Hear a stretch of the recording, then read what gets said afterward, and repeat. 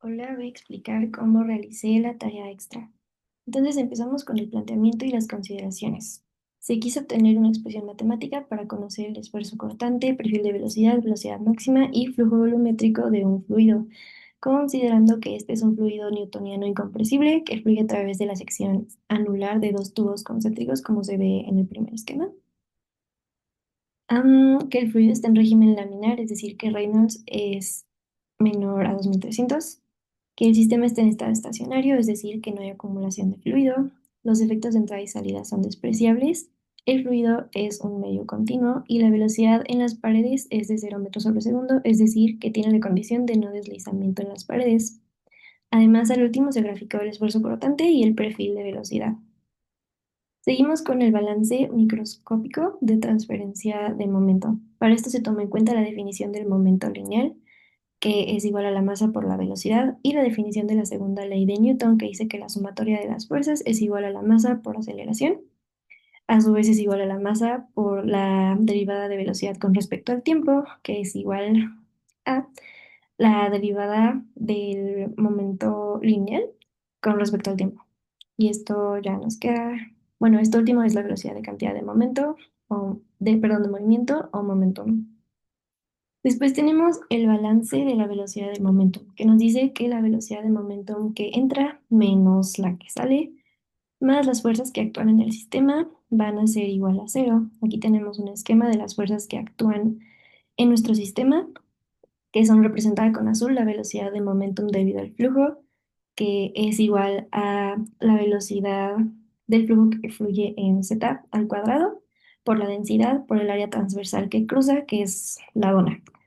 En rojo está la velocidad de momentum debido al transporte viscoso, que es igual a el esfuerzo cortante por igualmente el área transversal. Después tenemos la fuerza debido a la presión, que es igual a la presión por el área transversal que atraviesa. Y por último, la fuerza debido a la gravedad en verde, que es igual a la densidad por la gravedad por el volumen que ocupa el fluido. Entonces, retomando la ecuación de balance, tenemos que que la velocidad de momentum, ok, no. ¡Ah!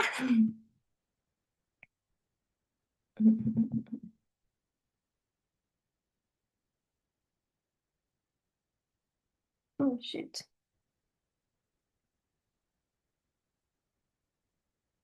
Entonces, tenemos que retomar otros trozos. Bueno,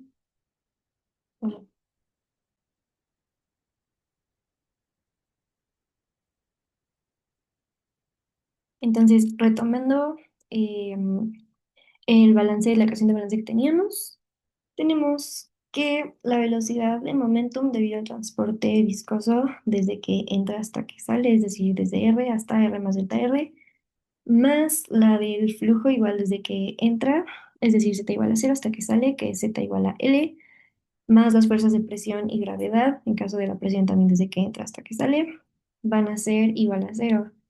Lo siguiente que pasa es que la velocidad es la misma cuando entra que cuando sale, entonces el término azul se anula. Después, por términos prácticos, dividimos la ecuación entre el volumen y empezamos con los cálculos para el esfuerzo cortante. Entonces se reacomoda la expresión que ya teníamos igual a cero y se agrupan los términos de la presión modificada, que es igual a la presión por la densidad, por la gravedad, por la posición en z. Entonces, en z igual a cero, pues la posición es igual a cero. La multiplicación de densidad por gravedad por cero nos da cero, entonces solo nos queda PO. Y en z igual a L nos queda el término que está indicado en la pantalla, aquí. Después, reacomodamos los términos y la parte de roja se cambió de signo porque la pasamos del otro lado del igual. Después aplicamos el límite y sustituimos la presión modificada. Entonces nos queda que el límite cuando delta R tiende a cero de nuestra función f en R más delta R menos la función de R entre delta R va a ser igual a la diferencial de la función con respecto a R, que es el radio, donde la función es R por tau. en R y Z, en ese plano. Por lo tanto, nos queda la igualdad que está aquí en la pantalla con una diferencial del lado derecho. Entonces vamos a integrar esa diferencial para que la cancelemos. Aquí se muestra el procedimiento de cómo se hizo y nos queda en términos de C1 el tau en el plano Z. Entonces después se aplica la condición límite, R es igual a cero cuando tau en el plano RZ es finito, asumiendo que C1 es igual a cero. Y nos queda la ecuación de tau de tau con respecto a R, porque la R se refiere a que el esfuerzo cortante depende del radio, es igual a la presión modificada inicial menos la final, cuando Z es igual a L, entre 2L por el radio. Y aquí esta función tiene la forma y es igual a mx para cuando grafiquemos más adelante. También aquí están las acotaciones de qué significa y, m y x. Después, para el perfil de velocidad, se aplica la ley de viscosidad de Newton, que dice que tau en el plano RZ es igual a menos mu por la diferencial de la velocidad en z con respecto al radio. Y esta es la gradiente de la velocidad. Nos dice que que la velocidad disminuye al aumentar r y por eso es el signo menos en la ecuación. Después igualamos las expresiones y nos queda que la diferencial de z es igual a menos 1 sobre mu por la presión modificada inicial menos la final entre 2L por R por dr. Nuevamente, para quitar esa diferencial, integramos en ambos lados y nos queda la siguiente expresión. Y también tenemos aquí una incógnita que es C2, entonces ahora vamos a sacar C2.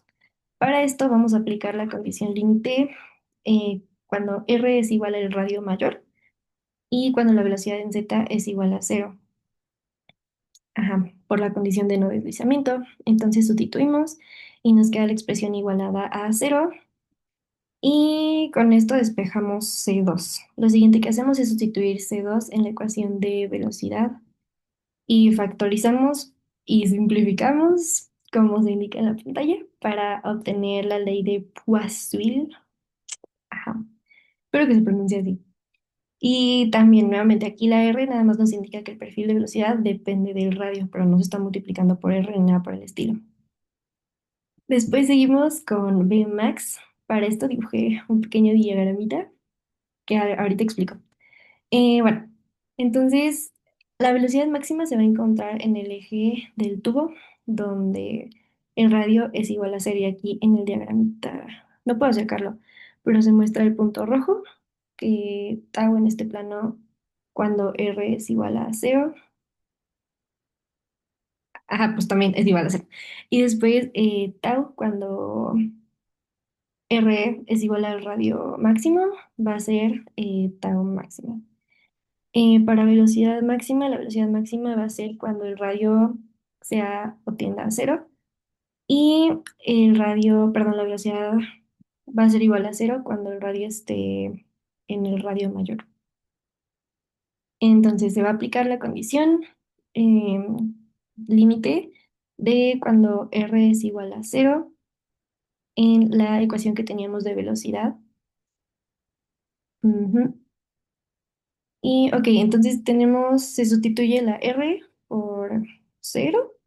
Y esto nos queda la misma expresión por 1 menos cero que es igual a por uno. Entonces nos queda que Vmax es igual a el primer término, la presión modificada inicial menos la final, entre 4 mu por L por el radio mayor al cuadrado. Después, sustituyendo Vmax en la ecuación Bz, bueno, este ya es un paso extra, pero nos queda que la velocidad es igual a la velocidad máxima por el primer término que teníamos de la ecuación, perdón, por el segundo término que teníamos de la ecuación de la ley de Poiseuille, que es uno menos, entre paréntesis, radio menor entre el radio mayor al cuadrado. Y por último, para el caudal y el flujo o flujo volumétrico, este se puede obtener integrando la ecuación de velocidad respecto al área diferencial. Entonces, aquí cambiamos a coordenadas polares, donde la diferencial del área es igual a R, dr de O, donde dr es la diferencial del radio y do es la diferencial del ángulo. Entonces, integrando primero con respecto a el ángulo teta, nos queda el ángulo evaluado en 2pi y en 0. 2pi menos 0 pues nos da 2pi. Y después esta constante 2pi la sacamos pues de la integral para integrar con respecto a r.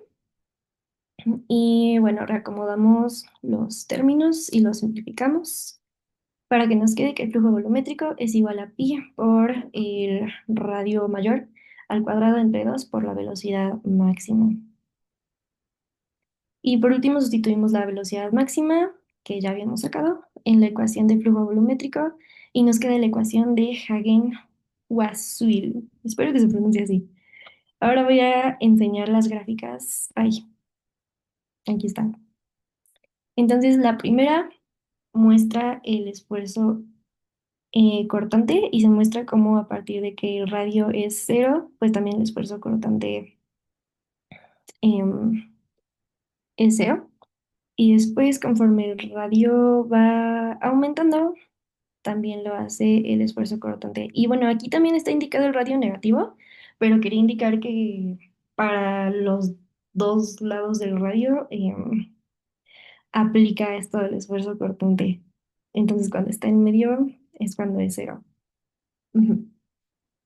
Y lo mismo para el perfil de velocidad.